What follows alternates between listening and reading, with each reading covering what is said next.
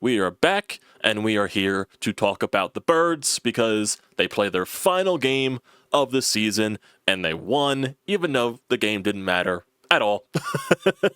Week 18, basically, at this point, just a vibe. It really just is a vibe. And the Eagles are 14-3 to finish the season, and they do know what their playoff matchup is going to be.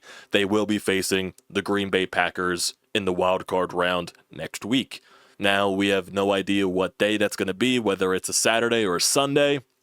Still have to determine the rest of the scheduling and the rest of the seeding, do on some other games that are being played later on. I think the Rams game still has to be decided to where they're seated at. You know, the big game between Minnesota and Detroit later tonight to decide the one seed in the NFC, and there's still a couple of games in the AFC for their seeding purposes that need to be decided. So we most likely will not know anything, I would assume, until later on in the week, midweek, before we get to the weekend. So we know who our opponent's playing, and that's basically what it matters at the end of the day, because the game at face value did not mean anything.